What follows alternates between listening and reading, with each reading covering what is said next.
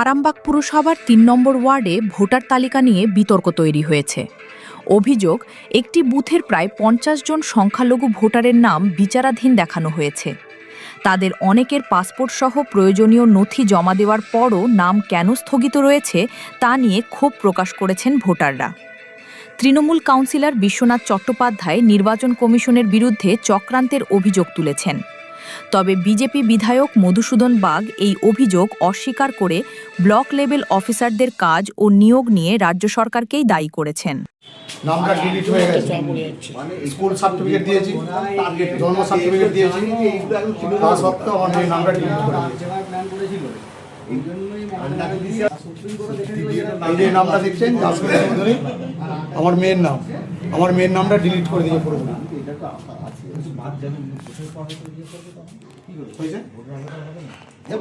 বক্তব্য হচ্ছে আমার মেয়ের জন্ম সার্টিফিকেট আছে, স্কুল সার্টিফিকেট আছে, মাধ্যমিক আছে, উচ্চ মাধ্যমিক আছে, সমস্ত কিছু প্রমাণপত্র নিয়ে গেছিলাম।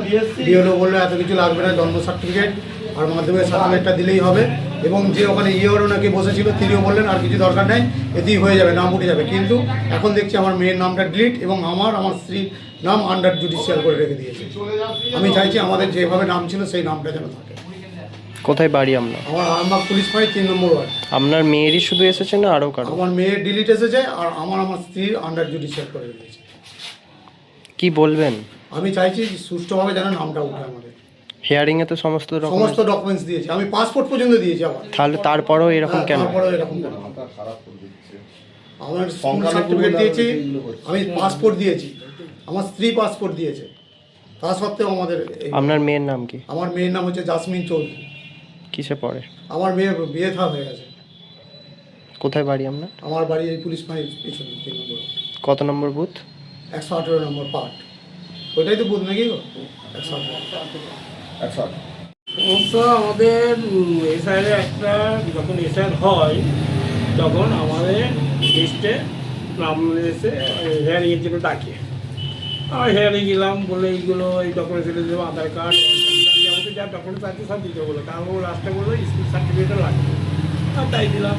বাবার দলিল ছিল, বাবার সার্টিফিকেট, অরিজিনাল সার্টিফিকেট থেকে আরম্ভ করে সব কিছুই ডকুমেন্টস দিয়ে আমরা হেয়ারিংয়ে গেলাম। সব কিছু সমস্যা হচ্ছে, ইতিমধ্যে আমরা দেখি এখানেও সেই অবস্থাতেই। কাল কি দেখলেন? কালকে দেখলাম ওইটা বিচারাধীন। এখন তাহলে কি চাইছেন? ওটা চাইছি আমাদের ভোটার লিস্টে পুনরায় যেমন ছিল সেই নামটাই যেন। কি নাম? আমার নাম নুরুল ইসলাম খান, আমার বাবার নাম রওশন আলী খান। আপনাদের বাড়ির দুজনেরই এসেছিল? আপনার বাড়ির দুজনেরই এসেছে? না, আমাদের বাড়ির মোট 15 জনের এসেছে টোটাল লিস্ট, তার ভিতরে একজনের ডিলিট আছে। একজনের ডিলিট আছে। আমার ভাঙি। আপনার নাম? আমার নাম নুরুল ইসলাম খান। আপনাদের ভালোবাসার আর এক নাম চন্দন জুয়েলার্স। চন্দন জুয়েলার্স, আরামবাগ, সদরঘাট, হুগলি। সমস্যা হচ্ছে আমরা এখানকার বাসিন্দা, অনেক আদি পুরানো বাসিন্দা। আমাদের এখানে 68-70 সাল থেকে এখানে আছি, কিন্তু আমাদের এখানে হঠাৎ করে যখন এই এসআইআর শুরু হয় তখন নর্মালি যখন আর লিস্টে নাম আসে ভেবে নাম এসে গেছে, তারপর হঠাৎ করে ওই লিস্ট হিয়ারিং চলে এলো। তো যখন হিয়ারিং এলো তখনই অবাক হয়ে গেলাম যে আমাদের কেন হিয়ারিং, আমাদের সমস্ত ডকুমেন্টস আছে, আদি আমাদের পুরনো দলিল আছে, সমস্ত ডকুমেন্টস আছে, তা সত্ত্বেও কেন এলো? যখন আমাদের বিএলও বললো কোনো সমস্যা হবে না, আমাদের যেমন নামের প্রবলেম হয়, শেখ শাহজাহান বা শাহজাহান শেখ এই রকম নিয়ে সমস্যাটা হয়েছিল। আর যখন আমার স্কুল সার্টিফিকেট শেখ শাহজাহান ছিল সেইটা দিয়ে করেছিলাম, কিন্তু নামটা এসেছিলো শাহজাহান শেখ। তো আমি পরে ওইগুলো 8 নম্বর ফর্ম দিয়ে আমি সংশোধন করে নিয়েছি। তাহলে এখন সব আমার সংশোধিত অবস্থায় আছে।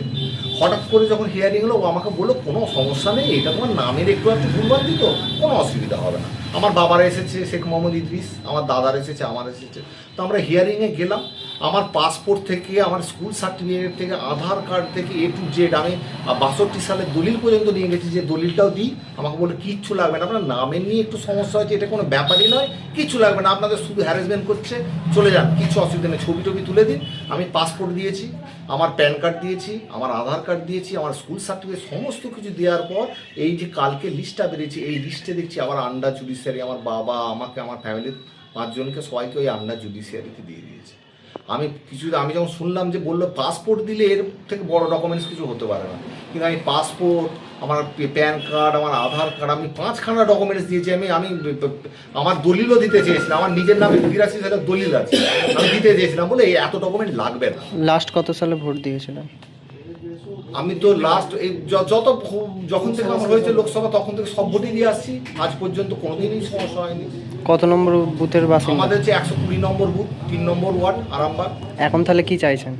এখন আমি চাইছি যে এইভাবে হ্যারাসমেন্টের মানে কি হলো? আমি যখন বললো যে 13টা ডকুমেন্টসের যে কোনো একটা দিলেই যথেষ্ট, আমি তো 4-4টে ডকুমেন্টস দিয়েছি, পাসপোর্ট দিয়েছি, আধার কার্ড দিয়েছি, আমার স্কুল স্যার, তা সত্ত্বেও কি করে আমি আন্ডার জুডিশিয়ারিতে এলাম আমি তো খুঁজে পাচ্ছি না কেন এইভাবে হ্যারাসমেন্টটা করা হলো। আপনার বাড়ির কজনের এরকম? আমার 5 জনের হয়েছে আমার বাড়ির, আমার বাবার, আমার দাদার, আমার কাকা কাকিমা সবার। আপনার নাম? আমার নাম শেখ মোহাম্মদ শাহজাহান, সিংপাড়ার বাসিন্দা, 3 নম্বর word.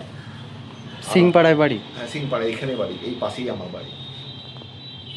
Shivam marble and granite, ঐতিহ্য আর আধুনিকতার মেলবন্ধন, এখন গড়বাড়ি, আরামবাগে। ফোন 9475179586। আমার ওয়ার্ডে 5টা বুথ আছে, 5টা বুথে আমি লক্ষ্য করে দেখেছি এখনো গোটা সবটা পড়া হয়নি, এরই মধ্যে 50 জন সংখ্যালঘু ভাইদের নাম এই বিচারাধীনের জায়গায় রেখে দিয়েছে। আমি তো অবাক হয়ে যাচ্ছি। আমি এদের সাথে কথা বলে দেখেছি, তারা যখন হেয়ারিংয়ে ডাকা হয়েছিল তাদের সমস্ত রকম প্রমাণপত্র নিয়ে, যেগুলো যা দরকার, যেগুলো সরকার বলেছিল নির্বাচন করে, সমস্ত ডকুমেন্টস নিয়ে তারা গেছিল। তারপরও তাদের এই ধরনের একটা অপ্রস্তুতের মধ্যে তাদের ফেলে দেওয়া হয়েছে। নামের লিস্টে দেখে তো তারা যথেষ্ট এখন প্যানিক কাজ করছে, নার্ভাস হয়ে গেছে। এমনকি বয়স্ক 80 বছরের বৃদ্ধা তার পর্যন্ত ওই বিচারাধীনের মধ্যে রয়েছে। এটা নিয়ে আমার খুব খারাপ লাগছে যে নির্বাচন কমিশনার একজন স্বায়ত্তশাসন, সে কেন্দ্রীয় সরকারের কথাতে, বিজেপির কথাতে চলছে। হ্যাঁ, এই ধরনের মানুষ এমনি লক্ষ্য করে আপনি দেখেছেন বিএলওরা অনেক অসুস্থ হয়ে গিয়ে মারা গেছে। এরপর যদি এই ধরনের বিশেষ সম্প্রদায়ের মানুষের ওপর এইভাবে অত্যাচার চালায়, তাহলে তারাও তো আস্তে আস্তে বিভিন্ন রকমভাবে তাদের অসুস্থ হয়ে পড়বে, মারা যাবে। একটা গণতান্ত্রিক দেশে এটা কখনো কাম্য নয়। আর আমাদের হিন্দু মুসলমানের সহাবস্থান প্রাচীনকাল থেকে, কেন একটা সম্প্রদায়ের ওপর এইভাবে অত্যাচার করা হবে, বিভিন্নভাবে একটা সরকার চালাচ্ছে। আমি এর তীব্র বিরোধিতা করি এবং এটা মানি না। কারণ ভারতবর্ষের ইতিহাসে সংখ্যালঘু ভাইদের বা মুসলমান ভাইদের প্রচুর সার্থকতা গেছে, প্রচুর কাজ আছে, প্রচুর তারা করে রেখেছে। অতএব একটা আসার পর, বিজেপি আসার পর সে মানুষগুলোর উপর প্রতিহিংসা পরায়ণ হয়ে এই ধরনের চেষ্টা করছে এবং ভারতবর্ষকে হিন্দু রাষ্ট্র করার একটা প্রবণতা নরেন্দ্র মোদীর আছে এবং সেই রাস্তায়ও এগোচ্ছে। কিন্তু এটা হবে না। মমতা ব্যানার্জির তীব্র বিরোধিতা করে। গণতান্ত্রিক দেশ যেমন আমরা দেখে এসেছি, হিন্দু মুসলমানের সহাবস্থান আমরা এটা চাই। আপনার নাম? আমার নাম বিশ্বনাথ চ্যাটার্জি, 3 নম্বর ওয়ার্ডের কাউন্সিলর। আমি 3 নম্বর ওয়ার্ডের কাউন্সিলর। এটা করতে পারে দোষারোপের রাজনীতি, সেটা নিশ্চিতভাবেই করছে, কিন্তু তৃণমূলকে জবাবদিহি করতে হবে। বিএলও কারা অ্যাপয়েন্ট করেছে, ইআরও ডিআরও কারা অ্যাপয়েন্ট করেছে, যার জন্যই আজকে মহামান্য সুপ্রিম কোর্ট জাজেসদের নিয়োগ করেছেন।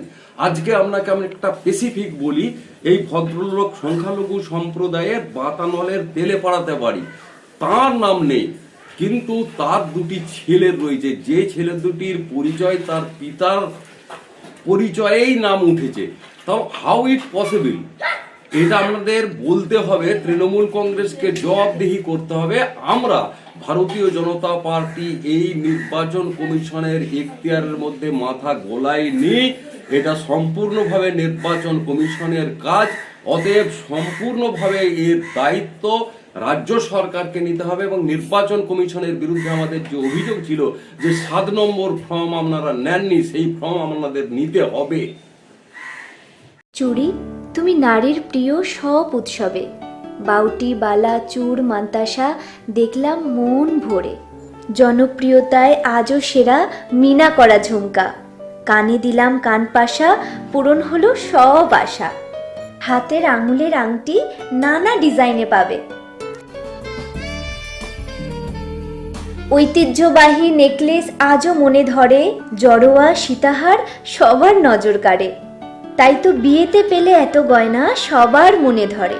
নতুন সম্পর্কের শুরুটা আজও সোনার মতো খাঁটি। যখন সেরা জিনিস, সেরা কালেকশন, সাথে ন্যায্য দাম, তবে উন্নতর কেন?